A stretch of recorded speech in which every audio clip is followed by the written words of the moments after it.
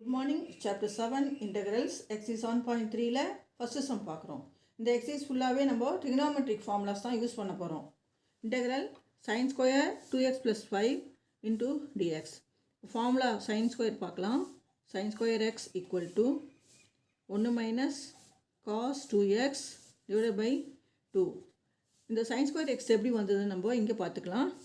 நமக்கு தெரியும் cos 2x equal to 1 minus 2 sin square x. இந்த sin square x இந்த சைடு வந்ததுன்னா பாசிட்டிவ் ஆகிடும். 2 sin square x equal to 1 இந்த cos 2x இந்த சைடு போயிடுச்சுன்னா மைனஸ் ஆகிடும். Minus cos 2x. இப்போது sin square x equal to 1 minus cos 2x divided by 2. இந்த sin square x தான் இங்கே நம்ம ஃபார்முலா எழுதியிருக்கோம்.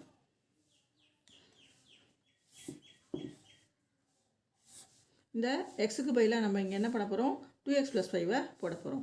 Integral sin square 2x plus 5 into dx equal to 1 minus cos 2 into எக்ஸுக்கு பதிலாக 2x plus 5 போட போகிறோம்.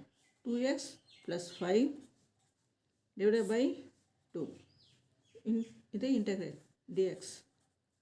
ஓகே, இப்போது இந்த ஆஃப் நம்ம வந்து காமனாக இருக்குது. 1/2ன்னு போடலாம்.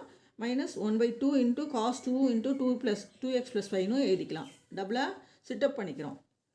Okay, equal to integral 1/2 minus 1/2 into cos 2 into 2x plus 5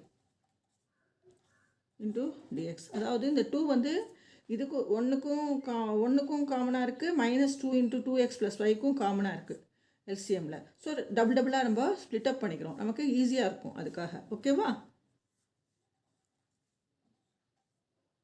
இப்போ இதை கான்ஸ்டன்ட் நம்ம வெளில எடுத்துக்கலாம். அப்போ half integral dx 1 into dx. Half into 1 தான் 1, ஆஃப் இன்ட்டு 1 தான் half. So half integral 1 into dx minus half integral cos 2 into 2x plus 5 dx. இப்போ half integral d 1 into dx தான் dxன்னு அர்த்தம். Minus half integral cos 2 into 2 4x plus 2 into 5 10 into dx.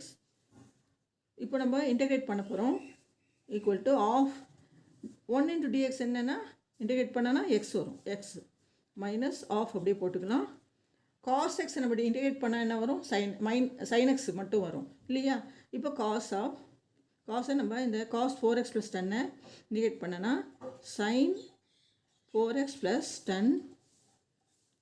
அப்புறம் மறுபடியும் என்ன பண்ணுறோம், இந்த எக்ஸோட கோஎஃபிஷியன்ட்டை கீழே எழுதணும்.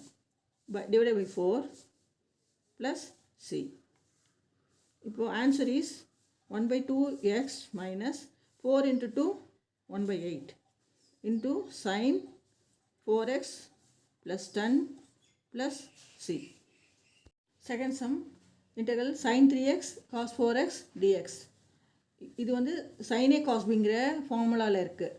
ஸோ நம்ம ஃபார்முலா எழுதிக்கலாம். முதல்ல 2 sin a cos b equal to sin of a plus b plus sin of a minus b. So sin a cos b equal to sin of a plus b plus sin of a minus b divided by இந்த 2 இந்த side போய்டும், கீழே வந்துடும். இப்போ நம்ம இந்த format தான் நம்ம யூஸ் பண்ண போகிறோம். அப்போது இந்த ஏக்கு என்ன பண்ணணும், 3x, பிங்கிற இடத்துல 4x வரும். ஃபார்முலா எழுதிக்கலாம். இப்போது integral sine 3x cos 4x dx equal to integral sine of ஏங்கிறது 3x ப்ளஸ் 4 பிங்கிறது 4x plus sine of a minus b. ஏங்கிறது 3x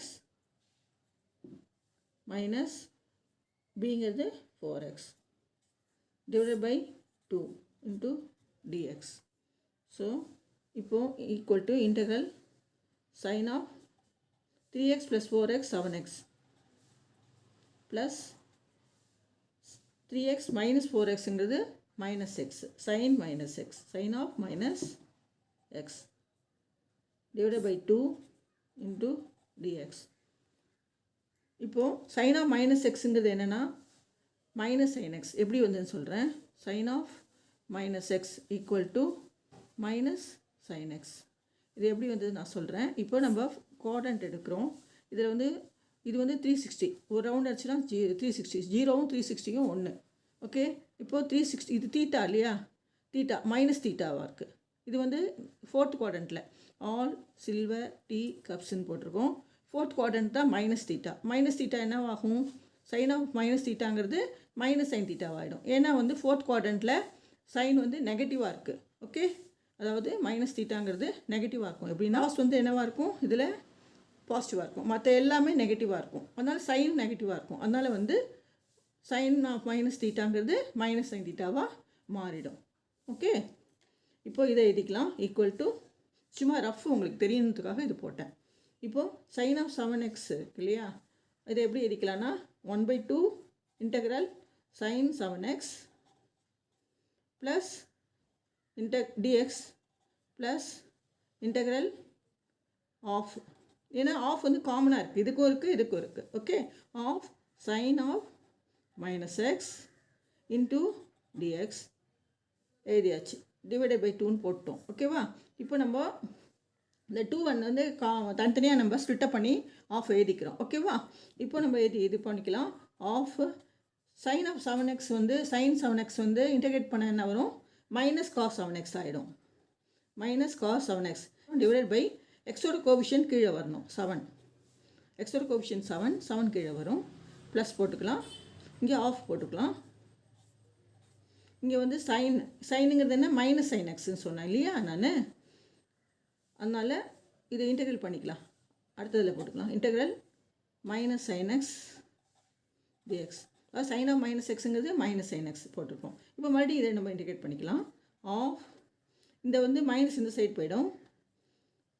அப்புறம் என்ன இருக்கும், cos of 7x divide by 7 இருக்கும். அப்புறம் வந்து இந்த மைனஸ் இந்த சைடு போயிடும். இப்போ மைனஸ் இந்த சைடு போயிடும். அப்போ மைனஸ் ஆஃப் ஆகிடும். அப்புறம் சைன் எக்ஸ் இருக்கும். சைன் எக்ஸ் நம்ம இன்டிகிரேட் பண்ணால் என்ன வரும், மைனஸ் காஸ் எக்ஸ் ஆகிடும். மைனஸ் காஸ் எக்ஸ் ஆகிடும். Okay, into plus C. இப்போ என்ன வரும், மைனஸ் 7 2s are 14. அப்போ 1/14 இன்டூ காஸ் 7x. இந்த மைனஸ் இன்ட்டு மைனஸ் என்ன ஆகும், ப்ளஸ் ஆகிடும். Okay, plus half cos x plus C.